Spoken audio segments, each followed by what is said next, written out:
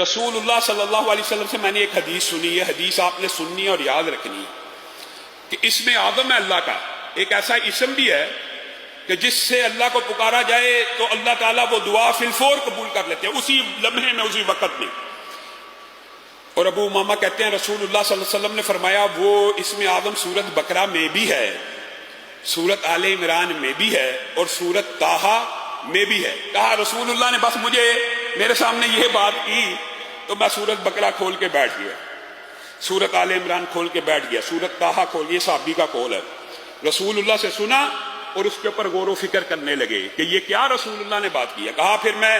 سورت بقرہ کی اس آیت پہ پہنچا، اللہ لا الہ الا هو الحی القیوم، تو میرے ذہن میں آیا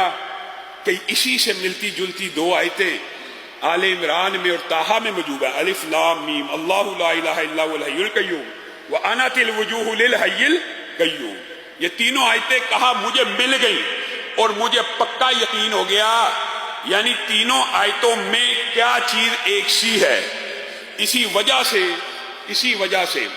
محدثین نے، اور میرے جو لانا تھے خود بڑے شیخ الحدیث تھے حافظ محمد گوندلوی رحمہ اللہ، انہوں نے اسم اعظم کی دیگر احادیث اور اس حدیث کو مد نظر رکھتے ہوئے ایک وظیفہ لوگوں کو بھی اور ہماری فیملی کو بتایا کرتے تھے، اور وہ کہتے تھے کہ مجھے یقین ہے، جیسے یہ ابو امامہ کی حدیث کے الفاظ ہے اور دیگر بھی اسم اعظم کے حوالے سے 3 حدیثیں موجود ہیں، میں یہ سمجھتا ہوں کہ کوئی شخص اگر اسم اعظم کو پانا چاہتا ہے تو وہ یوں کہے بسم اللہ الرحمن الرحیم، یہ بسم اللہ الرحمن الرحیم بھی شامل ہے، الف لام میم اللہ لا الہ الا هو الحی القیوم یا واحد یا ذی الجلال والاکرام، یہ مشکل نہیں ہے، بسم اللہ الرحمن الرحیم الف لام میم اللہ لا الہ الا هو الحی القیوم یا واحد یا ذی الجلال والاکرام۔ اور ان کا یہ کہنا تھا، میں نے اپنے جتنے نمازیوں کو اللہ کے فضل و کرم سے تحدیث نعمت کے طور پہ کہہ رہا ہوں، ان کا ہی صدقہ جاری ہے، جس ساتھی کو یہ وظیفہ بتایا کہ یہ 313 مرتبہ پڑھ کے اسم اعظم کا واسطہ دے کے اللہ سے دعا کریں، آج تک ابھی تک مجھے کسی شخص نے یہ نہیں کہا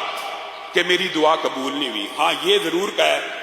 کہ ابھی 313 کے درمیان کئی دفعہ پڑھتے پڑھتے شیطان اس طرح کے وظائف پڑھتے ہوئے شیطان وسوسے ڈالتا ہے، مانتے ہیں تو پورے نہیں ہو سکے۔ تو جو بندہ یہ سمجھتا ہے ایک دفعہ 313 مرتبہ ایک نشست میں نہیں پڑھا گیا، توڑ توڑ کے پڑھ لے، کوئی حرج کی بات نہیں ہے، 7 دن 8 دن آپ تجربہ کر کے دیکھ لیں، یہ 313 مرتبہ اسم اعظم کا وظیفہ پڑھیں، اور کوئی بھی دعا جو آپ سمجھتے ہیں، علماء کے پاس آتے ہیں دعا کرانا شرعی وسیلہ جائز وسیلے کی قسم ہے، لیکن آپ خود کیوں نہیں کرتے اس اسم اعظم کا